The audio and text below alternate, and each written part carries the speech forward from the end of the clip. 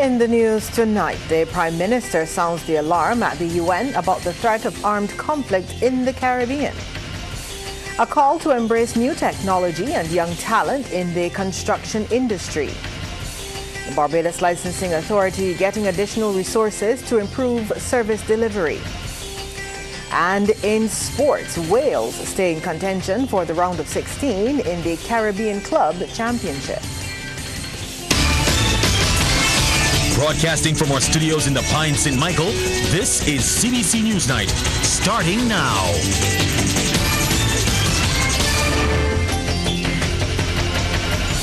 Good evening, I'm Lisa Broom. Thank you so much for tuning in. In our top story tonight, as concern continues to mount about the increasing prospect of armed conflict in the Caribbean region, Prime Minister Mia Amor-Motley has sounded the alarm at the United Nations. Speaking at the 80th session of the UN General Assembly, she urged the global community to respect Caribbean sovereignty and called for a halt to growing military tensions in the region. Her comments come against the background of U.S. warships in the region and a war of words between America and Venezuela. There has been a buildup in military assets in the last few weeks in the Caribbean by both sides, by the United States of America and by Venezuela. We believe that any such buildup could occasion just an accident. And if it does, a simple accident can put the Southern Caribbean at disproportionate risk. I need not tell you, therefore, what a war can do. It is not acceptable for our islands, our countries, to be viewed as collateral damage. She expressed concern over climate harm and emphasized the need to address the issue of emissions. I propose that one possible way forward is to focus on emissions rather than focusing on the fossil fuel industry. As I've said before, the fossil fuel industry is not the enemy. It is the emissions. In this regard, we should consider working towards a globally legal binding framework on methane, which could contribute to reversing global temperatures, I'm told by the scientists, by as much as 0.5 degrees, while purchasing time for the fossil fuel industry to scale up to a commercial level the use of decarbonizing technology. Well, turning to regional hotspots, Ms. Motley urged long-time support for Haiti. Haiti requires, I've said it over and over, a long-term support plan that addresses security and development, not one at the expense of the other. With the requisite political will, the UN Security Council and the international development system are well equipped. They have the resources and power to deliver. We also want to urge dialogue with our friends and partners, especially in the United States, on the inescapable issue on the flow of small arms and light weapons, not only to Haiti, but indeed across this entire hemisphere. Ms. Motley said Caribbean nations will work collectively through due process to curb the flow of illegal weapons threatening small democracies. Fragile economies in the democracies of the Caribbean community are now being threatened by this incessant flow of illegally obtained weapons and increasingly organized criminal elements which utilize them. But we will use the systems to deal with them collectively and in accordance with due process. Barbados' Housing Minister Chris Gibbs says affordable, resilient housing must combine new technology with creative young talent. His remarks came as he addressed the Technical and Vocational Education and Training, or TVET Council's 4th Annual Construction Design Conference at Sandals Royal. Deanza Roberts has those details. From innovative steel frame systems to solar power, Housing Minister Chris Gibbs says Barbados must rethink how it builds homes, making them stronger, greener and more affordable. He says housing is not just construction, it's dignity. He spoke of housing in the urban areas. When I tour a potential housing development, what do I look for? I look for those accents in the housing infrastructure that emphasize living that you can stretch your legs. As an urban MP for the last 4 years, I can tell you that urban sprawl and the density of our urban areas have led to a level of frustration by our young people. The minister highlighted the need for light frame steel and other industrial approaches to speed up construction while reducing cost. He says the focus of the National Housing Corporation will be maintenance. As people, we have to sometimes look in the rearview mirror to see where we have gone, what's behind us, in order to see what's ahead. So we haven't had the greatest, as a government, the greatest track record of maintaining our properties. But I feel as though NHC before was bogged down with both building, maintaining, and all these other responsibilities. So why not segment the function of the different aspects of the ministry so that we can be more effective? He also spoke about regional partnerships that he says will enable them to drive prices down, allowing more people to afford housing. The South-South partnership is very key for us to deliver innovative solutions to our citizens. So Deervilla has been very integral in this drive, and a lot of our housing solutions have been based on their designs, which deliver sustainable, strong houses that can withstand hurricane force winds. And I want to mention that we're going to go forward with them to also seek ways that we can implement technologies that also drive the prices down lower. And when they say lower, we're looking at the 150, the 160 to 180 range. This is the range where you would see the gas station attendants. With World Skills 2026 on the horizon, the minister says public-private partnerships will be key to delivering sustainable housing that meets the nation's future needs. Deanza Roberts, CBC News. The Barbados Licensing Authority is hiring more testing officers and introducing a number of online services as it enhances service delivery to the public. Chief Licensing Officer Tricia McCarthy-Brooms disclosed that this is being addressed as a matter of urgency. First of all, the Licensing Authority, through the Ministry of the Public Service, is addressing the matter with the recruitment of additional testing officers. And this matter is getting the utmost attention. We expect to have the officers on staff in a matter of months. That will address the issue with the shortage of staff in the driving test section. Additionally, she says a number of online services were introduced from today. For customers to pay and schedule appointments for regulation tests, all online, register and schedule appointments for new PSV exam, pay and schedule appointments for driving exams, pay and renew learner's permits, as well as pay for new or even renew your driver's licenses, all online. And coming up, there's concern that free movement could result in cultural clashes. We'll tell you all about that after the break. A leading conservation activist is calling on authorities to ensure those entering the country from October 1st through the CARICOM Free Movement are well informed of some of the nuances of Barbados.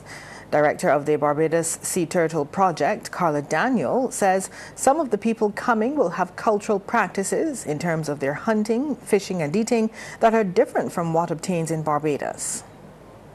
For example, we have open season in some Caribbean countries for sea turtles. And you may have persons who have been able to eat sea turtle meat all their life, not thinking about it and just coming here and seeing turtles and thinking, well, we'll just continue my regular habits.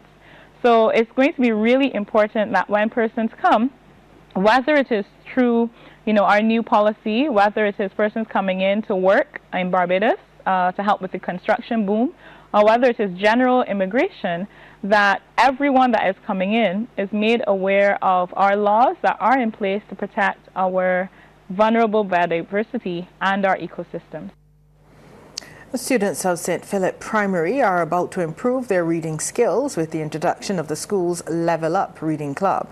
The intention of the club is to allow students to have a space where stories come alive, imagination takes life, and ideas are shared freely. The club is sponsored by Pace Digital. Principal Pameletta Bamji says it's important to read, especially in today's world where access to information is critical. She tells students the club will become their best friend as each book takes them on a new journey. It is important for us to realize that in a world that moves faster every day, reading gives us a chance to slow down and reflect and connect, not just with words on the page, but with each other across the world. Whether you are diving into fantasy realms, exploring historical events, or discovering new perspectives, every book is a doorway into something extraordinary. The Blackman and Gollop Primary School today honored the late physical education teacher Dwayne Francis, unveiling a plaque in his memory and celebrating the lasting impact he made on students and staff. Deanza Roberts brings us those details. Laughter, music and movement filled the Blackman and Gollop School Hall, just the way Dwayne Francis inspired during his years as a beloved physical education teacher. Retired principal at the school, Petrona Holder, said Mr. Francis was approachable and dedicated to whatever he had to do. On this relationship between he and I at Blackman and Gollop Primary School, when I was senior teacher at St. Bartholomew, he would always say, "Ma'am, I don't care which place the ministry send you when you become a principal. I asked him for a transfer because I got to work with you." And that pledge, that promise stayed with me. And when Mr. Francis took leave of this earth, it was one of the first things that came in front of me, those words that he said. He wanted to be working at the school, whichever school I was at, as one of my teachers. Among the tributes was a spirited dance to Open the Gate, choreographed by teacher Latoya Light. The school choir rendered a NIFCA awarded song written by Francis entitled Bite a Centipede that had the children and others rocking.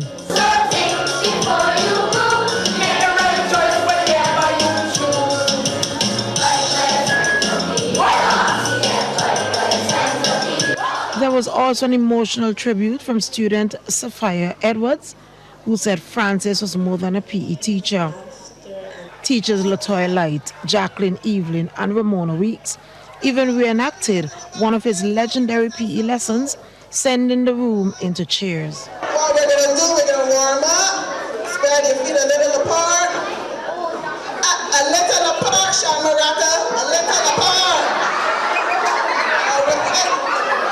Now we're going to move our waist in a circular motion.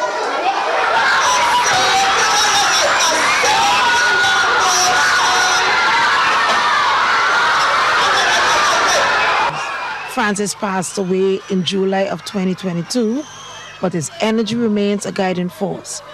With the plaque now a permanent reminder, staff and students say his spirit of movement and mentorship will continue to inspire generations. Deanza Roberts, CBC News. Sports Night is brought to you by Power Aid. Pause is power. And by Dasani. Live first, Dasani after. Sports time now. Damien Best is in the studio with the details. Good evening, Damien. Yeah, good evening to you, Lisa. Good evening to our viewers and listeners. Well, Weymouth Wales have moved into second place of Group B in the CONCACAF Caribbean Club Cup. Last night in Trinidad and Tobago, they drew 1-1 with Defence Force to improve their record to 1 win, 1 draw and 1 defeat. The hosts opened the scoring just before halftime through Shaquille Bertrand's header. However, Wales got the equalizer in the 79th minute via substitute Akil Apowitz's left-footed shot. Arcing in, it's dangerous and headed home. Breakthrough for Defence Force right on the stroke of halftime, and it is Shaquille Bertrand on the score sheet. A cagey first half, but Defence Force has drawn first blood. This one right into the heart of the area, not dealt with and finished off. Wales with a shock equalizer, and it's Akil Applewhite who levels things. Their first major chance of the second half, and as a byproduct of the long throw, they claw right back into it. 1-1. There is the full-time whistle. Defence Force controlling the majority of things, but they drop 2 points from a winning position. Well, the result means Wales, Defence Force and Cavalier FC of Jamaica are tied on 4 points. Wales and Defence Force have the same goal difference of 0, while Cavalier have a goal difference of -1. They all trail leaders Chibo FC of Dominican Republic, who are unbeaten on 9 points. Next fixture for Wales is in Barbados against Cavalier FC on October 1st. The first 2 teams in each group advance to the next round. Defending champions UWI Blackbirds recorded their first win of the Prime Minister's Cup football competition last night at Bridgefield in St. Thomas. Playing in Group E, the Blackbirds defeated Technique 2-0, while Lodge Road secured a 2-1 win over Bagatelle in the opening fixture. Conditions on the slippery side at Bridgefield in St. Thomas, opening game between Lodge Road and Bagatelle in orange. Just 2 minutes in, the defense sleeping and Zico Masco wide awake and eager. That is the opening goal, 1-0 Lodge Road. The situation was compounded in the 19th minute when Lodge Road were awarded a free kick in a dangerous position. Romel Griffith, the aggressor, earns a yellow card for his efforts. The resulting dead ball situation, clever, Zidane Hart into space and Dario Cox buries from 7 yards. Craftsmanship, excellent, 2-0. Only one more goal scored in the contest, and it came in the 20th minute from the penalty spot after a 50-50 challenge involving Javonte Blackett. Tyrese King stepping up from 12 yards, expertly taken, but it's a consolation goal as Lodge would win 2-1 over Bagatelle. The nightcapper featured UWI Blackbirds and Technique in the shocking pink. Not a perfect build-up, but gave Romario Drakes an inch and he will take a yard. Left-footed along the carpet. The Blackbirds take flight, 1-0. Both teams had a few more chances to change the complexity of the matchup, but they lacked the finishing touches until near the end, the 96th minute. Carl Ford Blades on the angle, pinpoint. That's all she wrote. UWI Blackbirds over Technique, 2-0. Well, the goal of the week from the action in the 2025 Prime Minister's Cup football competition comes from an Ellerton player. Shaquille Bell with a double strike for Ellerton Football Club produced the goal of the week in a 2-1 win over Pro Shotters FC at Brayton in St. Philip. Less than a minute later, Ellerton restored their lead, and it was Bell again. This time, a left-footed effort is unstoppable. Ellerton 2, Pro Shotters 1, and that's how it ended. Students across Barbados explored the future of construction yesterday as a career showcase opened in the Royal Ballroom of Sandals, Barbados this afternoon. The showcase formed a part of the Technical and Vocational Education and Training, or TVET Council's Barbados Annual Construction and Design Conference. Vianza Roberts was at the showcase and files this report. The ballroom was packed to capacity with little or no room as students converged to gather information from the event held under the theme, Integrating Technology into Quality Construction. In his keynote address, TVET's Council's Chairman, Dr. Albert Best, reminded attendees that every road, school and home begins as someone's design. Dr. Best highlighted global examples of youth-led innovation as he drove home the message that their ideas can transform communities. Right here in Barbados, our own young people are also leading with vision and creativity.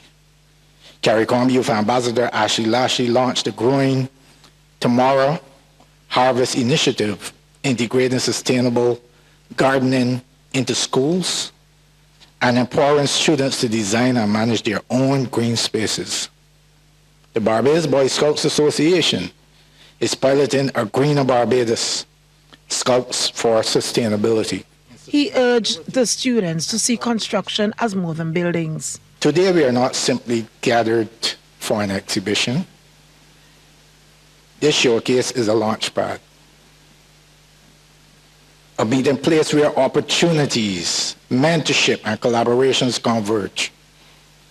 It is a place where the leaders of tomorrow, our architects, urban planners, engineers, designers, builders, and construction managers begin to explore, to dream, and to act. The students were told not to limit themselves and not to let their age limit their impact. Your ideas, creativity, and courage can transform communities, cities, and nations.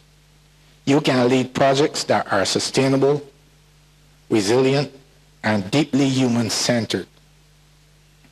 Maybe you are the one who loves to sketch ideas, to visualize spaces, to see potential where others see limitations. Architecture offers you a canvas to turn imagination into reality. The room grew silent as the President, the Most Honorable Dame Sandra Mason, officially opened the 4-hour event by cutting the ribbon. The President was presented with gifts, after which he toured and examined exhibits. From architecture to project management, this showcase highlights the technology's role in building a resilient, climate-ready Caribbean. Deanza Roberts, CBC News. International business now. U.S. stocks ended higher today, but indices posted losses for the week. The Personal Consumption Expenditures, PCE, price index increased 0.3% in August, matching estimates of economists polled by Reuters. In the 12 months through August, PCE inflation increased 2.7% after climbing 2.6% in July. Solid U.S. consumer spending in August underscored the economy's resilience. Market participants have been concerned about economic data this week, weighing signs of a stronger economy against expectations for more interest rates cuts from the Federal Reserve. The Fed last week cut rates for the first time since December.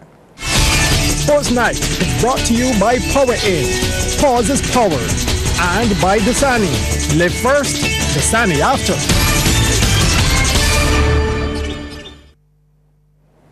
Well, Damien Best is back with us for the second half in sports. Over to you, Damien. Yeah, thanks so much, Lisa. Barbadian pacer Johan Lane has replaced Shamar Joseph in the West Indies Test squad for the upcoming series against India. Joseph has been ruled out due to an injury and will be re-evaluated ahead of the Bangladesh Limited Overs series. But the nature of his injury hasn't been revealed. Joseph has played 11 tests so far, taking 51 wickets at an average of 21.66. Meanwhile, the 22-year-old Lane has played 19 first-class matches, taking 66 wickets, while averaging 22.28 and has scored 495 runs at 19.03.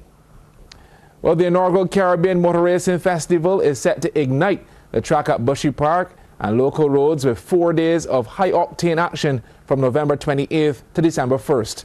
Motorsport enthusiasts can look forward to an exciting lineup of races featuring some of the region's top drivers and fastest cars across 4 disciplines. Organizers have also confirmed a series of fan activities and special events, ensuring there is something for everyone at this landmark Caribbean motorsport celebration. The event was officially launched at the BTMI headquarters in Warrens, and President of the Barbados Association of Dragsters and Drifters, Robert Bishop, revealed over 900 competitors are expected to line up alongside local drivers. They will also have a Song the Off competition where persons from different islands, St. Lucia, St. Vincent, they're supposed to fly over to have their competitors as well. On Saturday, we will have a day filled with circuit racing and time attack, and in the afternoon, a drifting competition. After that, on Sunday, we would start our road closure on the Bell St. Michael, where we will have our qualifying and practice for the drag racing. This will be our first side-by-side competition where we would promote our, I guess, first official quarter mile, where we can have a side-by-side quarter mile in Barbados. We're happy to have that. And Monday would be the finals. Well, the top prize is set at $15,000 for the overall winner and $10,000 for the fastest car. Additionally, the Barbados Public Workers Cooperative Credit Union has signed on as a major sponsor, while the Ministry of Youth, Sport and Community Empowerment has thrown its full support behind the festival. Permanent Secretary in the Ministry, Joy Adamson, noted that staging an event with significant regional and global reach augurs well for positioning Barbados as a major motorsport hub in the Caribbean. It means now that through this event we have a safer space because we're controlling the area that you are going to be exhibiting your skills. We want the fans to come out. We want you to support the sport. To our drivers, we applaud the courage that you have to ignite the track. And we're not competing with Raleigh, or not we competing with the circuit. We're working along with them, right, Mr. Roberts? To our spectators, your energy will fuel the excitement. So we expected to see you out supporting the event. Thank you for believing in the potential for drag racing in Barbados. So ladies and gentlemen, the Ministry of Youth, Sports and Community Empowerment, we support BAD and we support the event. We will put our efforts behind it so that we will make this a world-class event and bring international players to Barbados. Tonight's team profile for the Prime Minister's Cup is on former powerhouse Notre Dame.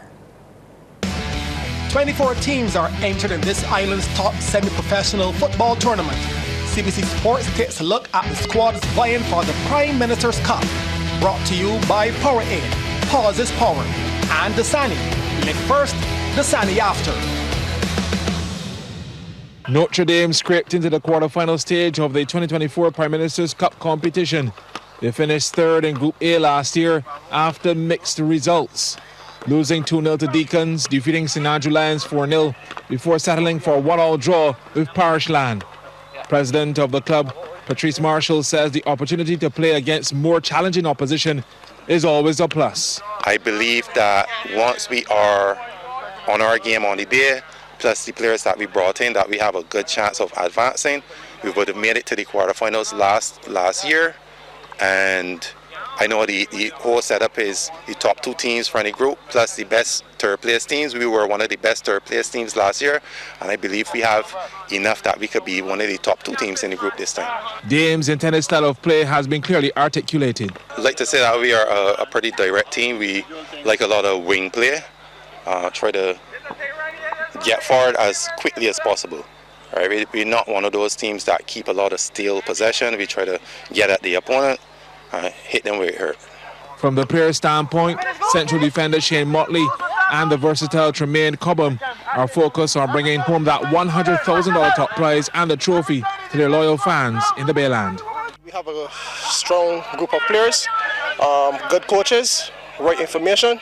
So going forward into this tournament, it's down to applying what the coaches would have given us. And yes, I am pretty sure we have a good chance of winning this $100,000.